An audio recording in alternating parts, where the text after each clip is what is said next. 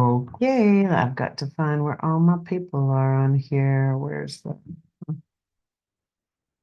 am I missing something?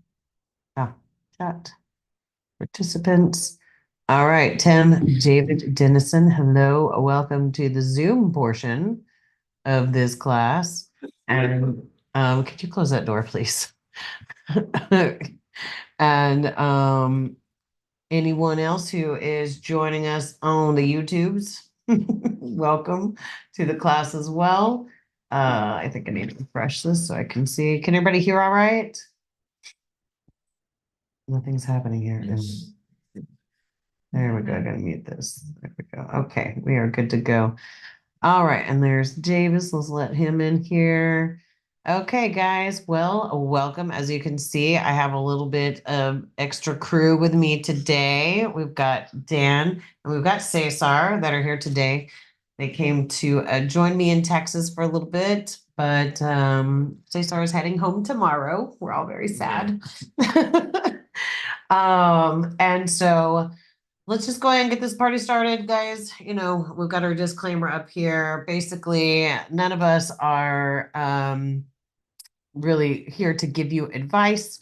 We're just here to give you our opinion about what we've got going on here. We are not brokers in any way, shape, or form. And everything that you hear here is our expressed opinions here at Responsible Day Trading. You know, the only thing we're trying to do is just help others do better as we do ourselves. So go ahead and close that out. We're just going to have a quick overview, really quick, guys. If you want to learn a little bit more about responsible day trading, you can come here to the website. You can check out about RDT, about our courses, the Vault. You can go here to the Student Hub and see what's going on, and the Learning Center. We do have a free course, and that is going through sections 1 through 4 of our curriculum. We do suggest that you also get the NinjaTrader Platform Fundamentals with it because it's going to really help you out. It'll get you the indicators and all that kind of stuff with it. If you want to check out our Discord channel, we do have a lot of things that go on over there. So we have a lot of students who are putting in their trades and really talking about just kind of building a community over there as well. So good to have you guys as part of it. If you want to go here and learn to start trading now, you're just going to click on there and you're going to see all the stuff. What we say about trading, y'all, is I was not expecting that. I forgot. So you will have a little bit of some things to look through here. You can learn about the different classes that we have. And there are assignments as well that goes with each of those. So for each lesson, there is a homework lesson that you can do going through there and check that out. And welcome, Hector. Glad to have you here. All right, guys. So, and if you want to check that out in Spanish too, you can come right over here and check that out in Spanish. I think that we actually, oh, well, we do have a video in Spanish that we'll be putting up there soon, and it'll look just like the English one. That just, dog's going crazy. Okay. So, oh, also, and if you're brand new, one last thing, just check out the guide. We put a lot of work into that. There are 3 parts of that guide that you can go through that really give you all the information from A to Z about trading. But let's go ahead and check out what we've got. Oh, no, no, got a little ahead of myself. We're going to want to check out the news first. So let's go ahead and head over here to the news, and we're going to go to market news. So it looks like we got a lot going on this week. All right, we got FOMC this week, guys. And what does that mean? FOMC is kind of a hit or miss. What do you guys feel like lately how FOMC has been? Has it been really popping off? Oh, man. It's like every once in a while you'll see it just make a huge move during FOMC, but it doesn't happen all the time. I think it was maybe 2 weeks ago. It absolutely just rocked. Like crazy. Yeah, Yeah. massive. Yeah. So typically what happens, and let me just go over here really quick. We don't have any news today, guys. Tomorrow we do have news 15 minutes after the market opens and half an hour after the market opens. And then it looks like Wednesday, Wednesday has a chance to be a really active day.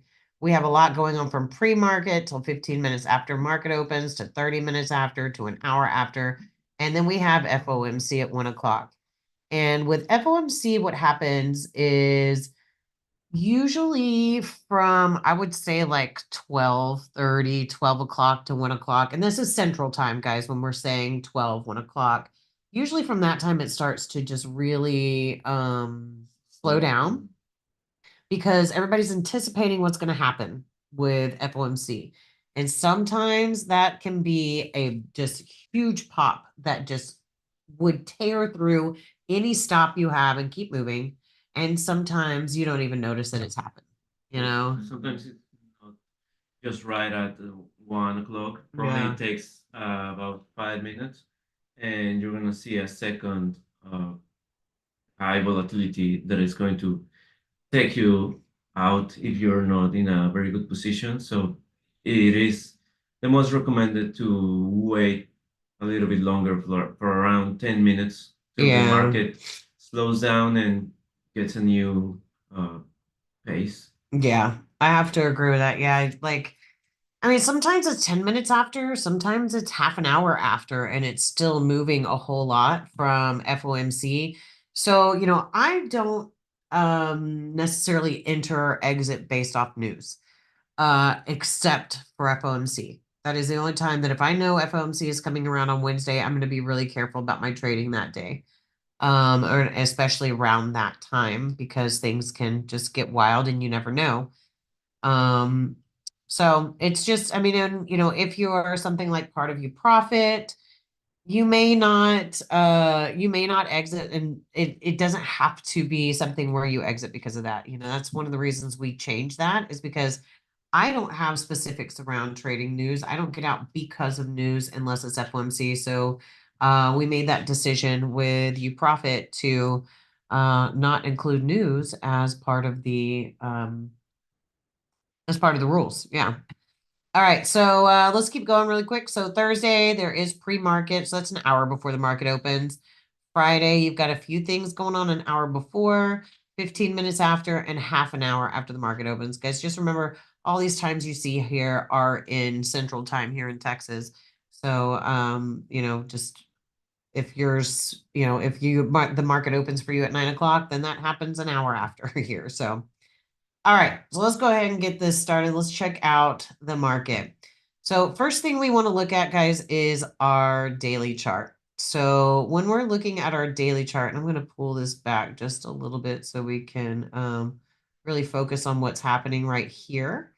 What we saw for the last few weeks, few months, we've been moving to the upside. And over like the last little bit of time, I guess this is past couple of weeks, we saw it pull back. And a lot of times when that's pulling back like that, people are saying to themselves, oh my goodness, the market is shifting to the downside. We've seen it go from over 5,300 to now down to 4,900. Oh, the market's completely changed. And that's just not completely true. We do need to see pullbacks, and it happens in the bigger picture. So if we're constantly looking at the immediate picture, like we're seeing back here in the back, and we're going to look at in a few minutes, then we may really be convinced that the market has shifted to the downside. Now, can it still shift to the downside? Absolutely. But what we've seen right now is kind of a weaker pullback into the EMAs that are strong and open to the upside. I don't know if you can see this orange EMA running up here and this pink EMA. This pink EMA represents the longer term movement. The orange one represents a shorter term movement. Now, we were anticipating this pullback because we kept seeing these MACDs leading lower and lower and lower right in here, and then finally broke that bottom Bollinger Band and showed us what looks like a strong move to the downside. And once it started getting around these EMAs, what happened? We started getting white BBs. We started seeing the slowdown. We started anticipating now that we're going to see a push back towards the upside. Now, I know you guys see a lot of different support and resistance here, and that's because we are on the daily chart, and I do carry over my support and resistance from the other charts. I started drawing them yellow when we finally broke through this area we've been trying to break through for quite some time. So there's really no difference between the yellow and the pink. There's no big thought put into that. I just changed them from yellow to pink pretty much. But what we see happening here is the price has pulled back up. Now it's not really pulling away from the previous bars. The closes are just kind of struggling a little bit to move up. We're pulling back into areas that we had as resistance and we had pulled through and we're using as support, and now we're pulling back into them as resistance. Now, what we're seeing is this BB starting to roll up. What I was discussing with the guys last week is we see how weakly this moved down here, and we see a lot of strength in the MACDs down here. That's usually a bit of a recipe for seeing some divergence if the price pulls back up. So if the price pulls all the way back up here and starts to equal this previous area, then it's going to be a lot of work for the MACDs to do to come up here and equal that previous area before. So we're kind of anticipating more of a push down. When it comes up right in here and it's come up slow, and we haven't even got anywhere near the top Bollinger Band, there's also the possibility for it to pull back into the EMAs. What I would love to see, honestly, is it pull back into the EMAs and create some sort of W pivot, give these MACDs a chance to kind of slow down and give them more of an opportunity to, whenever they do push up, to be able to equal that higher pivot easily. But there's also the chance, even though we do have strong EMAs here, there's also the chance that this could push back down and start making, new lows that we saw back in here. So it's really just we don't, and one thing we don't do, guys, typically for most of us here, is we don't trade the daily chart because it is just way too big, and your risk would have to be enormous in order to take a trade off the daily chart. But in the long run, what we see here is our direction is still to the upside on the daily chart. We are back below the zero line here, but we have not gotten back below the EMAs. And for me to be convinced that our direction has fully shifted to the downside, now that doesn't mean we can't take short trades, but for our direction to fully be shifted to the downside on the daily, I want to be back below the EMAs, back below the zero line, and we haven't seen that happen. It happened back here, and we made one more shift down, had a little bit of something almost like retracement divergence here because the price and the MACDs both pushed down, but the price pushed down way, way further than the MACDs and gave us a bit of like retracement divergence to push it back up. So also another thing, we're pulling back into an area that had created that was created as resistance in the past here, back in here. So I don't know. We may see this continue up. I like that the BBs are starting to turn blue again, but it's gonna a lot of work to do to get back above here and the BBs to get back up here. So I think it's gonna try and do something more along the lines of this, at least push down once more before it goes up. That's just my opinion. That's what I see the possibilities for in there. I remember originally when you were calling the flag reversal bar right at the top. I Yeah, was saying right about here. how far, could anticipate it to come back. Yeah, because there was so much room to Yeah. run back, and the MACDs were struggling. And then when this one happened right here and it couldn't break through and it just pushed through there, Mhm. that's a really good sign. I mean, it happened back here, but it didn't continue down, came back up, which was right in here, came back up, and then boom. So now it's pushing to the downside. Now that divergence has finally moved the market to the downside.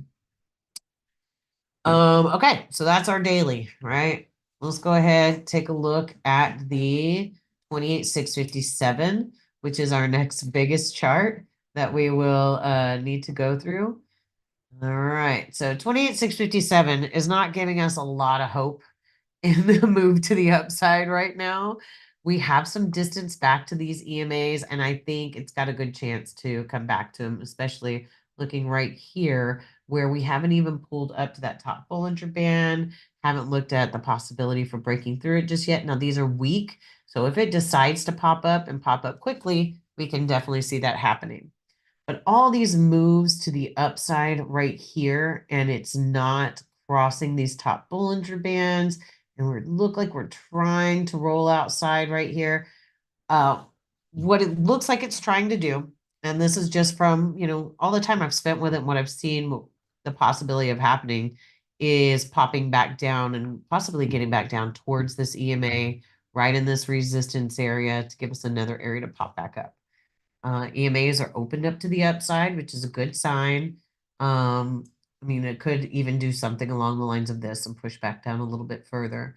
But with these bars forming up here and just kind of creating a bit of a ceiling, MACD is really strong. I mean, they're not weak, they're not strong to the downside. These are very weak to the downside, but there's no movement saying that it's going up just yet, you know? I think it's in agreement with the daily chart, both showing the trend to the upside, price above the EMAs, MACD is above the zero line. So probably the price is going to reach the EMAs at the same time that the MACDs are going to reach the The zero zero line. line. Yeah. Yeah. And probably when they are around in the same area, we can expect or we can predict with that information what will be the next move. Yeah. Probably using it as a support and continue to the upside. Yeah. Or if the price has a strong push down, we can expect a little shift in the direction, probably to get around the previous support area in the price. Right here. Yeah, probably there. Or if it breaks to the That to one? this Oh, all the way down here. Yeah. Okay. Only if we have a very big push in the price and the MACDs Yeah, maybe make us a big M pivot to come down here. Who knows? Yeah. One thing we aren't is fortune tellers, so all we can do is look and see what the best possibility that we have, and then look for our lowest risk, best opportunity to be a part of the move that it's showing us at that time. Now, even just looking like right through here in these bars on the 28,657, it's been a little kind of junky, a little bit janky, grindy. Yep, there's that word. Some grindy moves to the upside. So what we try to do is kind of come into these smaller charts and say, well, what can we use in these smaller charts to take advantage of what we see going on here? And so, oh, that one was okay, but that's all right. You can see the same kind of look happening here. It did look like it was going to pop to the upside. I mean, honestly, I was watching this move back here and thinking, oh, I wanted to be part of it, but it is just, I struggle when the bars are so just kind of connected, like they are through here, like they are through all in here, because it makes it a lot harder to be able to take these trades and feel comfortable with the outcome of them, I guess you could say, because it could so easily just pop up a little bit, take your risk out, and then just continue in that direction. I do like the way, so when we start looking at these charts, we do start from the top down. So we want to read it like a book. We're going to look at our biggest one first, our middle, and then our small chart. And then even with it moving this slow, we may take into consideration moving our middle charts in there somewhere. So on the 10,946, we have the EMAs that are what we would consider fairly strong to the upside. They're kind of struggling a little bit to really, the price is struggling to pull away from the EMAs first off. So we're just kind of keep snapping back to it. So we can't really get these EMAs to open up any more than they are right now unless price really starts to pull away from them. We've had these areas that's pulled down to try and pop off of it, and we're struggling to get away. It's almost like a little bit of a wedge that we've created right in here. We're just kind of stuck between those areas. A lot of times what happens when we're stuck for a long time, we're going to see a big breakout before long. And what that big breakout may be is something that pulls us right back down in here and then pops up. 2 lines right there. Like I do. Let me take one of those out of there. Probably had one higher, but that's okay. So right now, our 10,946 says our direction is up. We can see what's happening between the MACDs and the price. We're just going lower and lower here while we're trying to go higher here. It's not really, I wouldn't say it's like, making these significant higher highs, but we do have a bit of divergence. Now, when I think of divergence, I used to think of divergence as shifting the entire trend of the market. I used to think of it like it's going to push it to the other side of the EMAs. It's going to shift everything. And I also had a different idea of the entire trend of the market back then when I said it that way, because the entire trend of the market was the 1597, in my opinion, at that time. And that's not so true anymore. We've got these much bigger charts. But typically we expect divergence at the very least to push us back into the EMAs. So technically these divergences are doing their quote unquote job by sending us back to the EMAs every time. And those EMAs are just continuing to hold. So what we're having to figure out here is what area is going to be stronger. Is this area of resistance going to be the area that holds, or is the area of the EMA going to be the area that holds? And it's just getting tighter and tighter and tighter between those two areas as the EMAs are pushing to the upside. Typically, what I tend to see after that is the EMAs tend to be the one that went out whenever the EMAs are continuously showing strength, and we're not even really getting inside of the EMAs, because the more we get inside of them, the more we weaken them. We haven't crossed the bottom Bollinger Band here, but it won't take a lot of work to do either, right? To move either way. So it's kind of like us waiting for the big guys to decide, hey, I'm tired of taking out people's stops over and over again. Let's get this market moving Probably again. on Wednesday, we're gonna see that FOMC. Oh yeah, We're yeah, gonna- we'll see a big move then. Yeah, probably we're gonna see that pop gonna make the breakout. Yes, yeah. I mean, it does look like it's trying to still push back down into here, but I don't want to. There's really not a lot you can say about it. It's almost like it's coming to a bit of a standstill too. We're just seeing it not move, and I'm hoping that it's not this way until Wednesday. Quite slow, really. It's like Molasses. moving like molasses. And you can see in the 1597 how the EMAs are very close to one to the other, and we have a couple of crossovers Right here. in it. Yeah, actually, Yeah. from the very left, the EMAs are very close. Yeah, You have a pinch pinching. there, a crossover to downside, to the upside. Crossover, pinching. Yeah, and if you just look at this also right here today, on the 10-9-46 started about right here. And these are all the bars we have created, and it's already 1:30 in the afternoon.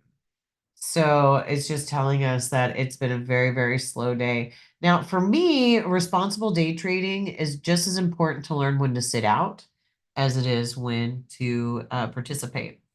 And when you see stuff like this, and this may be something that becomes your specialty, trading stuff like this between these little areas.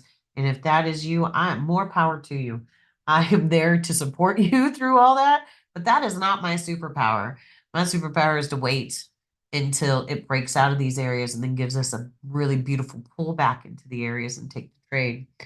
It does, to me, have the look like it's trying to push down more, because it's made this little pullback here, very, very weak here. We had a week here, we pushed down, but look how many times we pulled into this area and not broken through.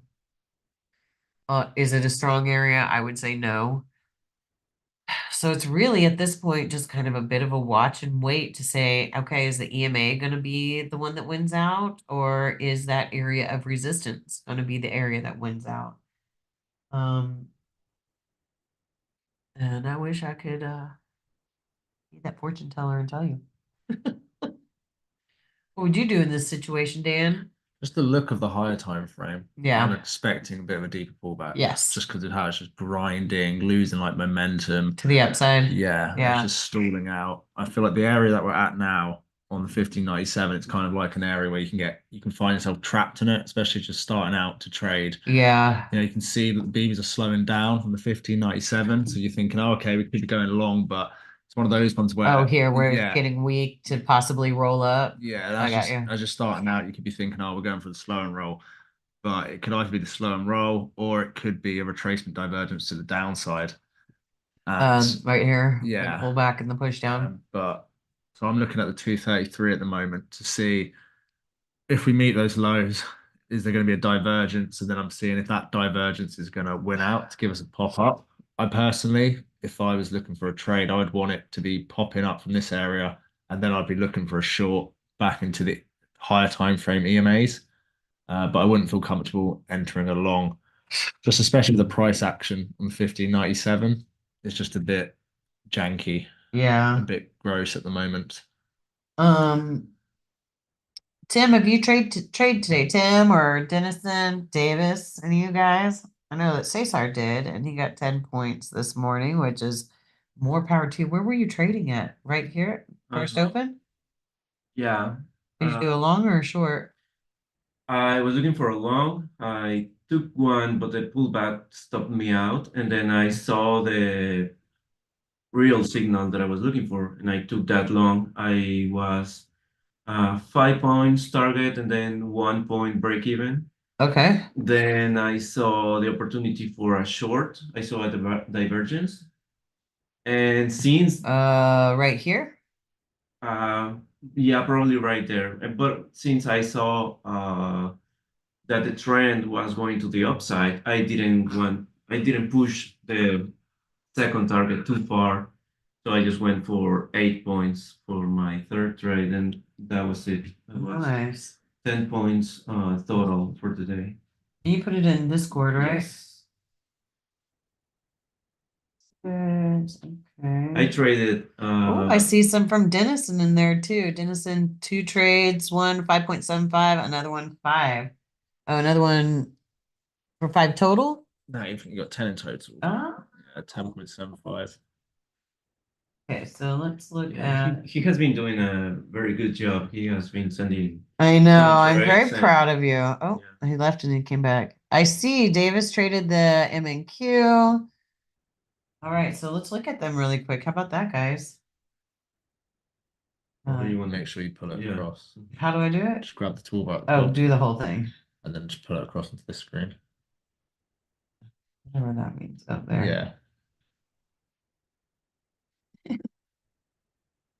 Okay, here we go. So we're gonna start with right here with Davis's trades and take a look at them.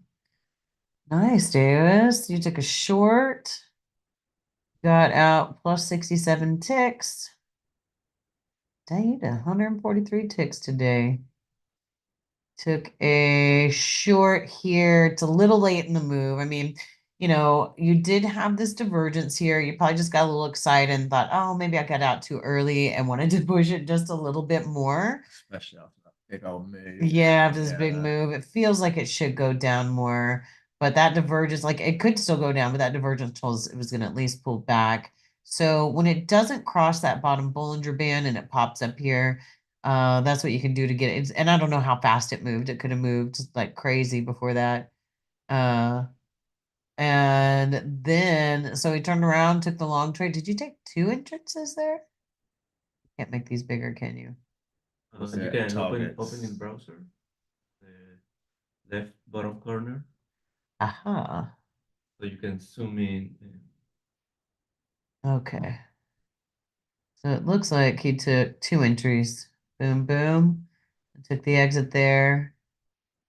And you took a long and got stopped out. Long, 2 longs. Okay. So it looks like are you doubling up? That one I used. Oh yeah. Okay. So he did use 2 contracts. So this one's good. It looks like you got some good risk reward here. Obviously, this one might be a little bit late as this is happening. Let's see what's happening. Oh yeah, the MACDs are still showing some strength down when you got into that one. It was very close to the It- 0 line and the EMA. Yeah, but it's still, yeah, I It mean, just needs to reset a bit more, doesn't I it? think it was still here. He hadn't quite got the Yeah. pullback just yet. Because but you know what? The good thing is not everyone's gonna work, right? Not every trade works out. So you tried it again and you put in 2 contracts knowing it was gonna had the anticipations for it to go up, started to weaken and got back in. So good job. Like, how do I get out? Just close this window. Tab. Yeah. Well, help me, because apparently I have no idea. All right, so Cesar, we're gonna look at yours. You said open in browser. Okay. Okay, so you took the long there, got stopped out? Yes. Okay, so just a little early. I see you were pulling, it was weak coming down here. Yeah, just a little early. And that's one of the great things about if you just anticipate it early, when you see the opportunity to get back in, don't pass on it.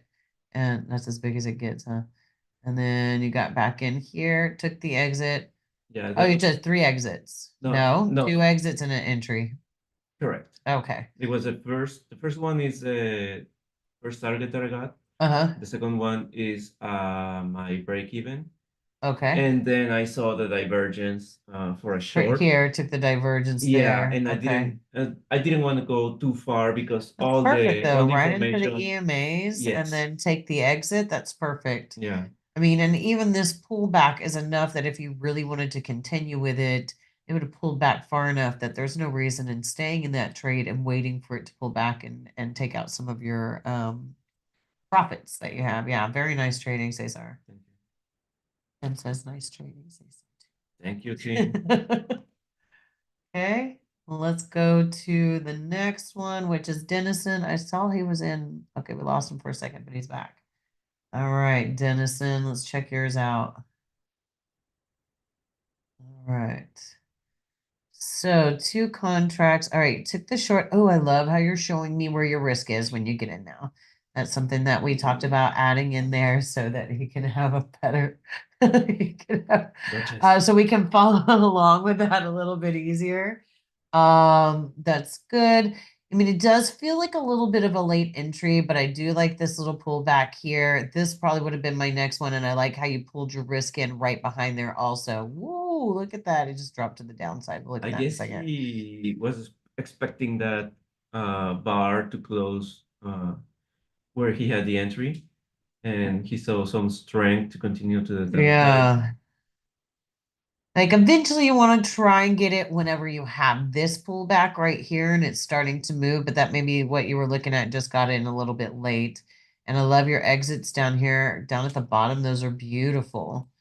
Just pulling away really, really far. You've got some reversal bars. It doesn't look like something that's showing a lot of potential for the push to the downside here, so that's perfect. I've got one thing I would say. What? So you can see you've got 2 contracts, risk of 2 points. So I'd recommend, for that first contract, increasing it by like 2 ticks, so just so to balance out the risk to reward a little bit more. No, you would say probably go 4 points, right, for your first contract. Yes. Now there may be the chance that he was concerned and he exited without it being hitting its target. So I'll have to see with that when I we're think going with through. both trades, I think the first target's 3 points. He does. Okay, okay. So yeah, we want to we want to be careful with that risk to reward, making sure that it's got a good balance between it, really. Browser. Okay, let's look at this one. Why didn't the other one open up that big? It was right after he took the targets he entered for a Long, yeah, and that's a good long. I like where that is right there, honestly. 'Cause that gives his risk right, because that's 44, 42's down here. That's perfect.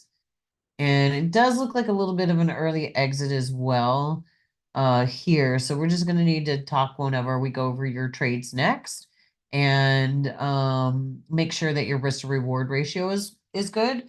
But even if you're exiting those by clicking the exit button, you do still have a little bit of strength here, but I can see the reasons you're pulling up into this area. It looks like a reversal bar printing. Only 700 ticks left on a 4181. So it's understandable taking those kind of exits there. So we'll just need to see what you're doing with those on the next round, but that's good. All right, so let's go ahead and go back to the market because it looks like it made a big move while we were sitting there. I kept pulling back into this area with these lower pivots, which was like perfect for the push. So it pushed through here. And had we been watching it or had I been participating, this would have been probably my best possibility for entry to take us down to the next area of the EMAs because it's going to break through there. That's our next area that we're looking to get to. White BBs, the slowdown is pretty much once it breaks that top Bollinger Band is my cue to get out because it's got a lot of space to run back to the EMAs in here. I am not convinced that it's gonna continue down just yet. What do you guys think? You wanna- I mean, we the MACDs on the 10946 didn't move that far, so that not showing a Right lot here, of- you mean? Yeah. Yeah, for mhm, that big drop, Correct. this is all we saw. Correct. Okay, Correct.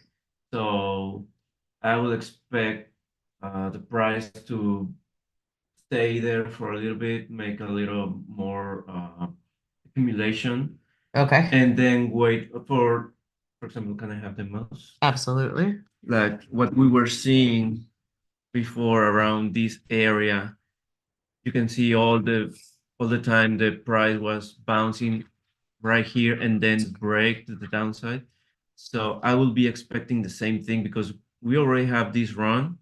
I will expect the same thing to have a little accumulation and then another breakout, whether it's going to try to break again the resistance and coming back here or moving moving down probably around this area.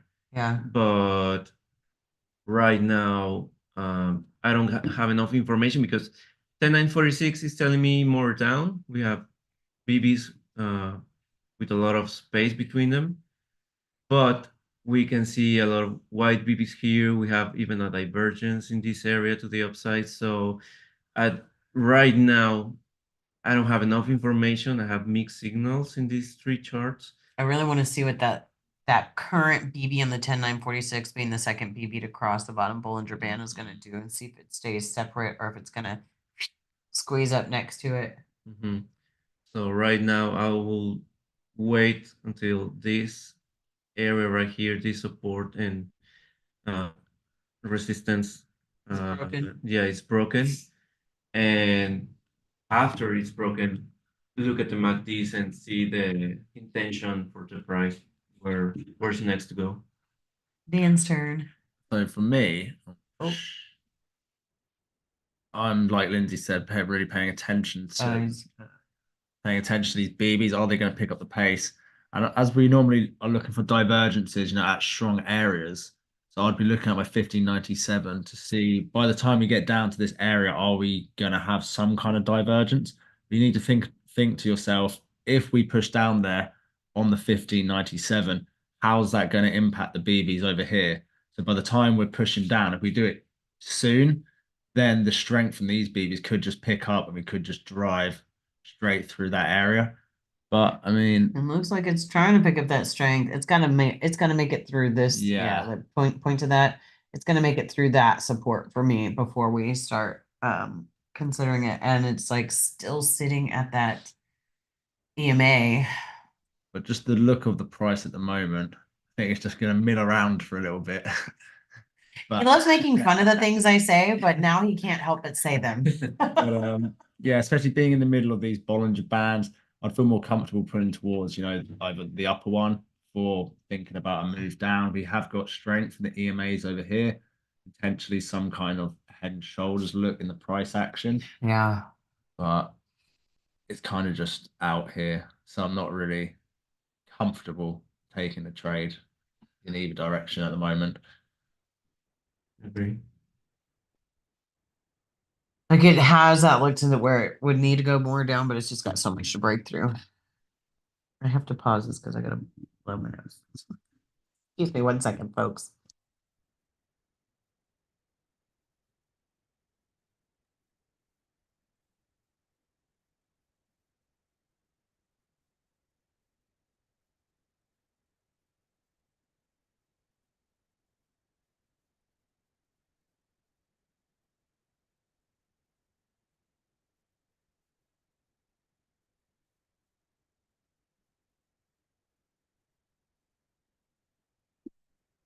All right. Let me find how to turn my camera back on. Oh, there we go. Camera. Okay. All right. So that second BB, where did it go? Okay. Usually what I'm waiting for, there's the first BB that broke out. I'm usually waiting to see if there's separation between that first and that second BB. And there was here. So that might have kind of fooled me into thinking that it was going to keep going down. But we didn't have a space even to take it unless we took a really weak pullback right in here, which is something that a lot of people do when they're learning, right? They see this little pullback because we do use our EMAs as areas to create a bounce, areas to take the trade. But the weakest EMAs we have on this chart, the very weakest EMA we have in everything you see here is this purple one.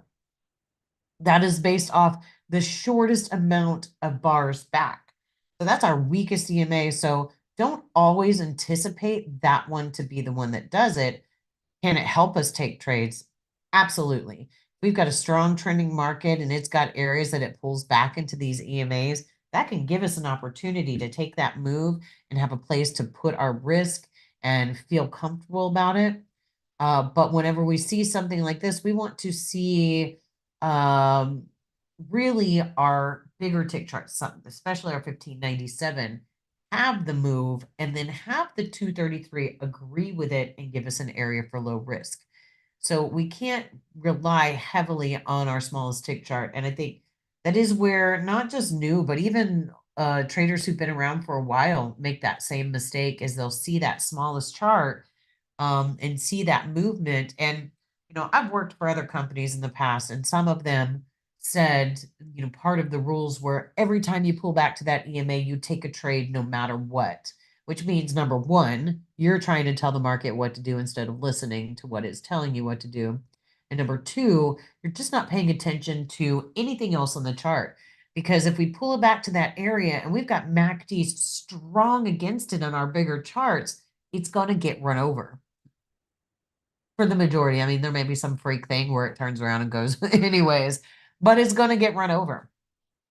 I did want to bring back to what we talked about when we first started this, and we talked about the pullback on the 28,657 coming right back into this EMA. And what do we see right now? It is coming right back into that EMA. Not only is it coming back into that EMA, it's giving the possibility of making a pretty nice reversal bar off of there. Now, our MACDs are still purple to the downside. We have 1,800 ticks left of this 28,657. So that is getting closer to the end. But these are what we call our live MACD dots, guys. So I don't know if you're familiar with that, but these MACDs, and you can watch them happening on these smaller charts a little bit easier if it decides to move. But as this price bar is moving and as that close is moving up and down, so are these BBs. These BBs are no problem, Disney. Have a good day.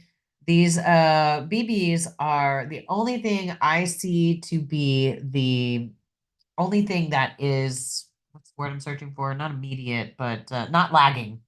The only thing that doesn't lag, like these EMAs, they lag, right? Well, this close, it's a one EMA. It's not lagging. It's moving with every transaction that's happening. But the MACDs are the only ones that don't lag, in my opinion, which is really what helps us to make these immediate, quick decisions. So it looks like this is trying to create what looks like a reversal bar here. We do still have purple BBs still moving to the downside, but those things are so weak. I don't really expect them to shift the trend of the market with these really, really weak BBs. Now, if I'm going to believe this is going to go up, though, we're going to need to see these BBs shift and start to look like they're going to cross that top Bollinger Band, which we don't see. Yeah, we've only been doing this for 45 minutes. I feel like I've been talking forever. What's going on? Has anybody got any questions about anything that we've gone through so far? I know we've got a couple of new people in here. Let's see, Kimberly and Hector. So if you guys have any questions, definitely let us know and we'll be happy to answer them for you. Something I was going to mention earlier, which I actually did not bring up, whenever markets are moving very, very slow, and I've talked about this before, a lot of times what I'll do is we'll pull in the 4181 and the 610 over here to kind of pull things in just a little bit. I forgot that one's not touchscreen. I was about to go and touch it. To kind of pull things in just a little bit. So the spread of what we're looking at isn't so big. We don't have the 10,946 as such a big chart, and the 233 is such a smaller chart. So we've kind of got that space pulled in a little bit. But there's also one more combination that I personally like to use when it's moving really slow, and we probably could have done when it was moving extremely slow earlier, but that's to do the 1597, 610, 233 combo. And this helps to pull it in at an even smaller rate than you could have seen on the other charts. So this is a very immediate move, which means typically our risk, our targets, we feel like we're going to hit them much quicker because this looks like our bigger chart, but it's really not moving as much as our biggest charts is. So I feel like we move into our targets a little bit quicker because we're looking at that smaller chart to give us the opinion, the thought process of whether or not we should be running out of steam or not. And one of the things that we talk about in our course is we talk about the micro trend versus the overall trend. And you can get stuck in that micro trend if you're not careful. We were kind of mentioning that when we were looking at the daily chart here a little while ago, talking about the micro trend to the downside here, even though the overall trend is still to the upside. So this is our first real pivot. I mean, we've had little bits of pivots here. It's our first major pivot slash pullback that happened on the daily chart. So we had this micro trend to the downside. So even though we had opportunities that were great to the downside, we know it could be coming to an end as we're pulling into these areas like the EMAs happening right in here. All right. So I think we're going to run this for about 15 more minutes today. We just have a lot that we got to do before the guys roll back out to their respective countries. Before they leave us in the USA. All right, so no questions, anybody, over anything that we've seen? That is great. Really happy seeing you guys putting those trades in Discord, and congratulations. I don't think Tim's still in here. Tim, how many hours a day are you trading currently? Depends if he's at work and he's trading. I Yeah, see he's doing that a lot. he's trading at work. I hope his boss is not watching this. He's probably trading right now. He's like, what are you talking about? Oh man, so we did miss this big move, which while we were looking through those trades, and that's honestly one of the reasons. Oh, it says it varies mornings off, on and off, maybe an hour, or maybe at work, maybe an hour. Yeah, I won't tell anybody. I won't tell them that you said that. Tim doesn't trade at work. That's not his real name. Yeah, it's not his real name. I personally would not have caught The short here. pullback. I wouldn't have caught. I might have. There's, especially with it rolling inside right here, being so far below the zero line, might have caught it right about here.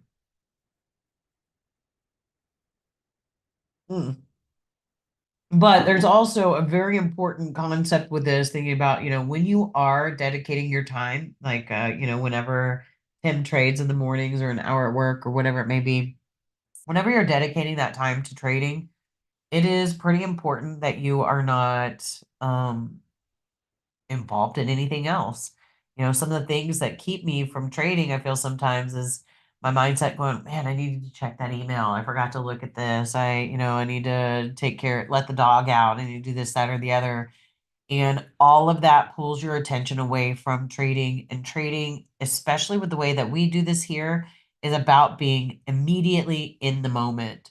And if you're not paying attention to the immediate and not being in the moment, that can really affect the way that you either are perceiving the market, because you may just see something quick happen and be like, oh, it's obviously going up right now, but you're not paying attention to anything else that happened previously. And it also just kind of lets you make up what you want to make up at that time sometimes. You will miss moves, and then you may try and grab it later because you're frustrated from missing it while you were busy. But in the same breath, if we're sat here for like 2 hours, we need to have a break. Otherwise, Yes. you can just sit there and watch the market for like 4 hours and you can just find yourself passing on the opportunities, and you're just looking at it, and you see the opportunity, but you're just not taking it just Yeah. because you've just been staring at it all day. You're fatigued, so it is really important just to step away, even 5-10 minutes, just to amazing how much it just affects your your mental, like your mindset, just from walking away.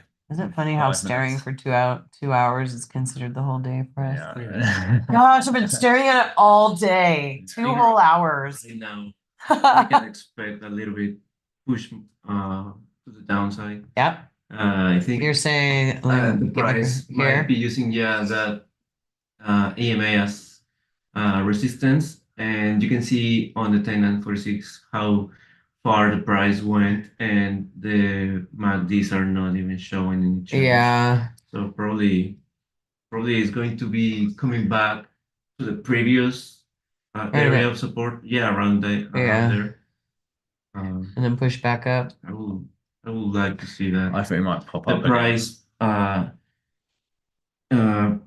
closing below the EMAs on the 233 Would be a big sign for that. Yeah, I think. So I do feel like it's got a little bit of strength to pop up a little bit more. I do have the EMAs opening up to the downside here, which is showing strength to the downside, but I was looking at the strength. As I say that, maybe not, but I was looking at the strength of the MACDs here, the weakness of them to the downside here. So I was thinking it definitely had some ability to push a little bit further, which it's not doing at this moment. I would want to see a pop up. If I was looking for the short, I'd want to see a pop up now on the 233 to give us some divergence. Pop up here and Yeah, give for the divergence. short. Yeah. Because just the way that the EMAs have crossed over, thinking just Here? the look of it, yeah, that is going to give us a bit of a pop in order to Now get we back. know, like in that micro trend, though, we can get that big move and it Mhm. cross over and it come back down. But it's really this right here that has me thinking that we're still going to see a bit of a push back up. The way this is pulled down and the MACDs had no reaction to that pullback. And then also looking at the very, very weak BBs here for the purple and to the downside. It hasn't crossed that area like we discussed. It's like trying to push down, but all this is very, very weak right in this area. And that happens as it's trying to kind of, what I think about it is it's like recalibrating the price and the MACD is to get them back on in tune together. And then, we had this big push down here and we didn't have the MACD, the price really agree with that. So the MACD's got back here and just been hanging around this area because we haven't been able to really push past where these highs were. We haven't really been able to push past where these lows are. So it's kind of nice that the MACDs are doing this because to me, it does reset them and recalibrate them. And then whenever it breaks in one direction or the other, it's going to be a lot easier to read them together because they're going to be back in sync at that time. Mhm. But we did see that like that was like it brought I always told Dan like one of the things that I like to see before when it's been hanging out like this, sometimes we'll see what I call bring the drama, right? And this was the drama. This was like we were just trying to push up, and then it did this big, big, big move to the downside, which if you look over here at the 10,946, it doesn't look like much of anything. But if we're looking at our 233 and our 1597, it's a pretty decent move to the downside. So it brought the drama, right? And a lot of times after it brings that drama, it gives it that chance to reset things. So now the price is kind of pulled down a little bit further. The MACDs can now be in tune either way it goes. It can be in tune if they roll to the downside. It'll be a lot easier for them to roll to the downside together. If it breaks to the upside because these are weak, it won't be difficult to get past this top Bollinger Band because they're out of sync. They're like they're weak, they're pinched together and they're not like these that are strong and showing a nice angle and spacing to them. So it's going to be a lot easier to break through them. This is trying to tell us more down. EMA is opening up, looking like it's rolling to the downside, but really just staying blue and up. So personally, I almost always have a long bias. Like my bias is almost always to the upside. just mentally. So Optimistic. it's my optimism. That's exactly what it is. Caesar and me, it's going down. Yeah. I don't know. I feel like Cesar's pretty optimistic, but you, no. Um,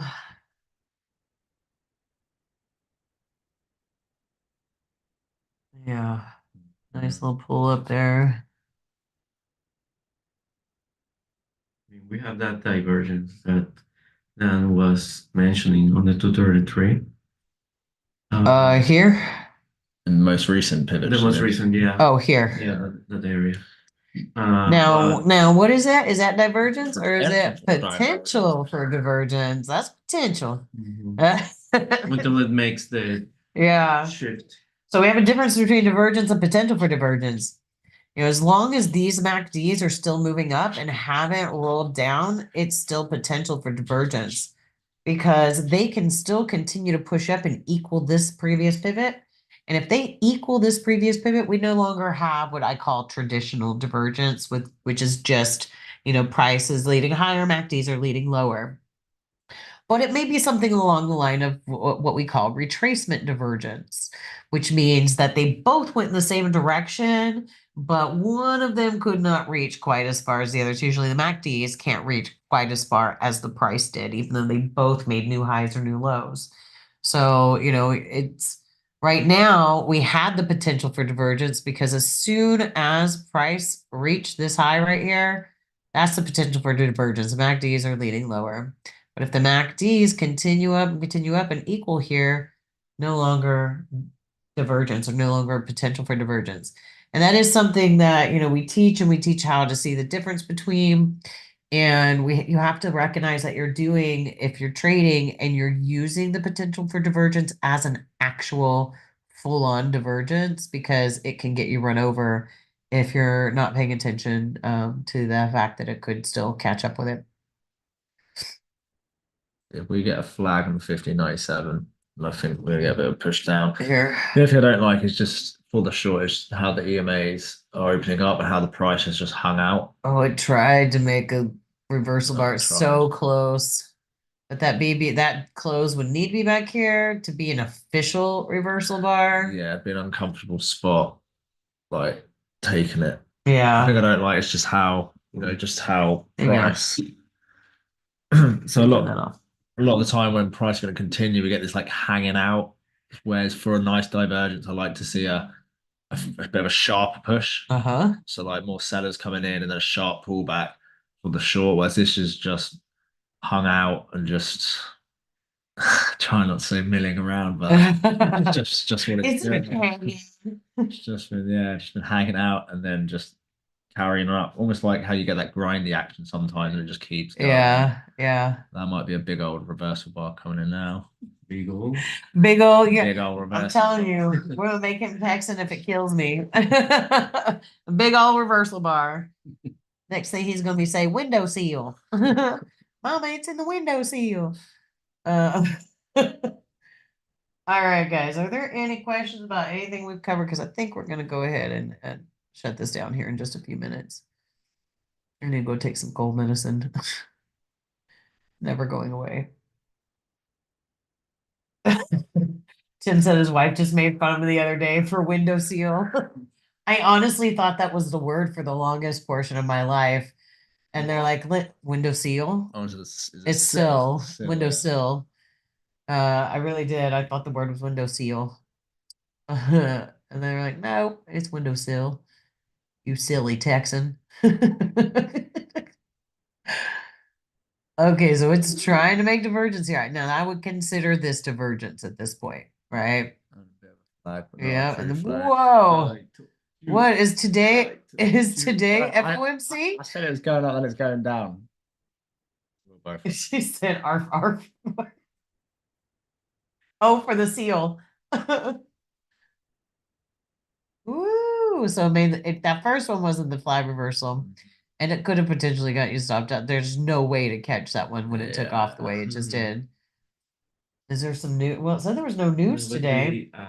We're talking about using the EMA on the 1597 as a resistance to push down. Yeah, right here. Mhm. Yeah. And probably get to the previous pivot. So we'll Nice see. little flag reversal bar right there, leading lower. All right, look at this, starting to roll out and push down. Are we gonna see it break past this area? Did your divergence do its job, Dan?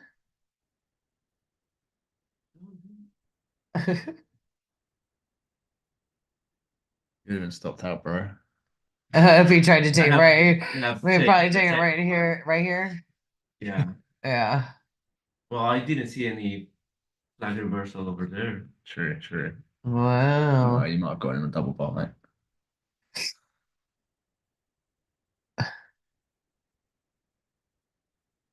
Is that 8 o'clock? Oh, 2 o'clock. You guys. Yeah. It's, Yeah, but normally you don't see that crazy breakout until like 2:30.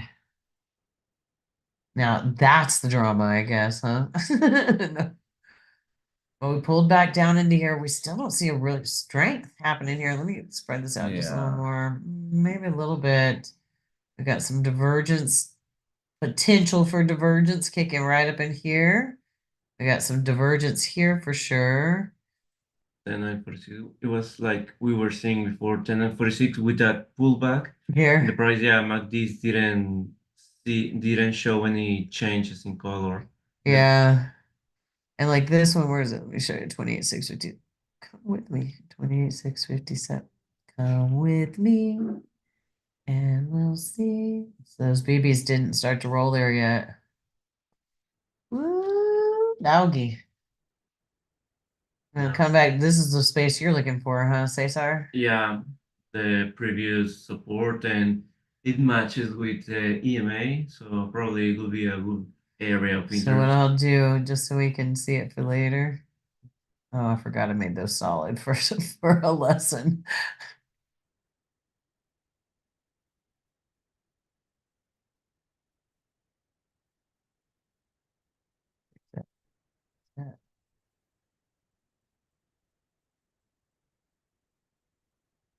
I don't know, 50%.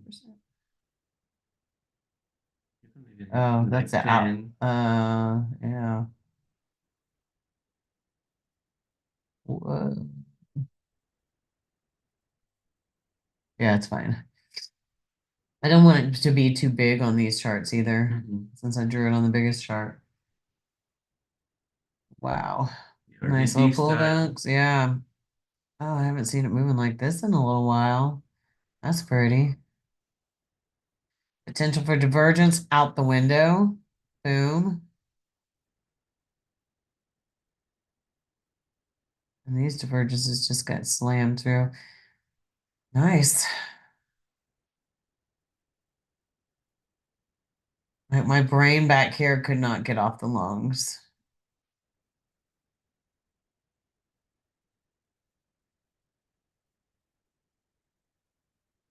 This is the kind of move where I struggle because I always think I'm going to chase the trade. Uh-huh. I think So- right now it will be very late. Oh, yes. Davis, short. Davison.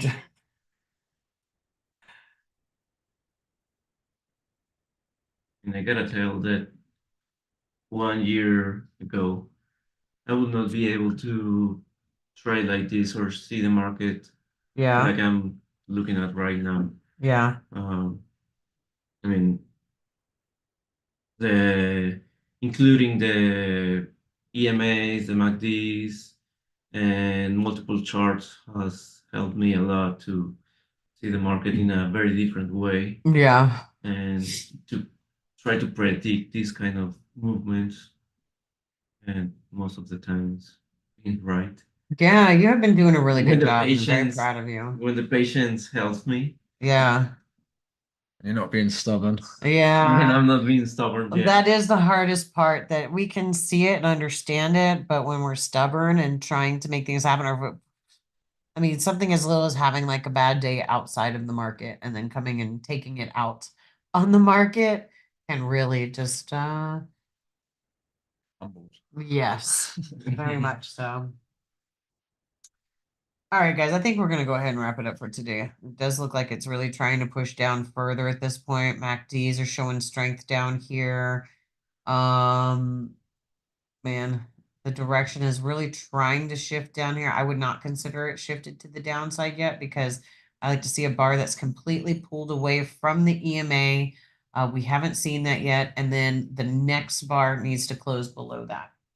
And we don't have that happening here. So currently on my 1094.6, my direction is not shift down, but 1597, 233 most definitely is shifted to the downside. Now, I mean, this is a good area if I'm looking here too, that this could be a great area to create a bounce. We had the resistance right in here that we're pulling into, but it doesn't look like it's stopping. Oh, BBs are starting to get a little bit lighter here, so that's a good sign of a bit of a slowdown. But they're still outside. They're not that really bright white color just yet. And there it goes a little bit more.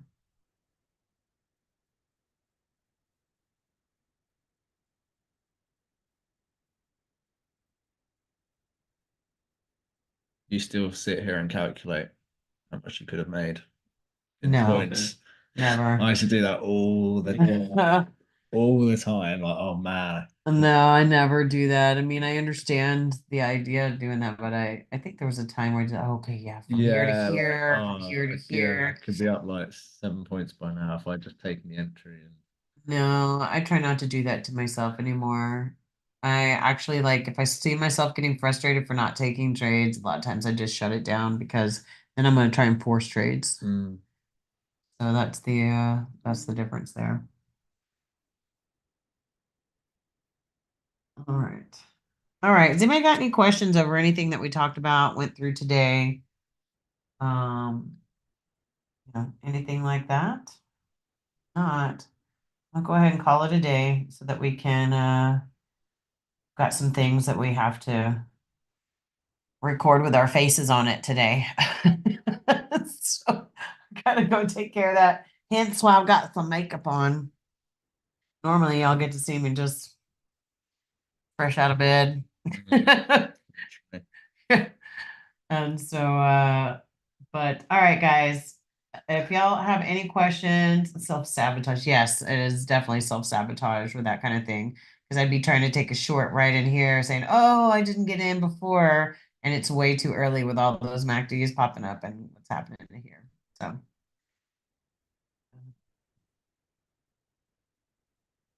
I'll still be here. Dan will be here. Okay, he said safe travels to Dan and Saystar. Thank you. Saystar's going, and we have Steve here, who is doing some of our recording. They're heading back home tomorrow. So Dan comes and stays for like You're gonna see her Too in long. space for quite a while. he'll be here for about another month. So we've decided that I've adopted him. He's now Dan Duff. Okay. So he's now part of the family.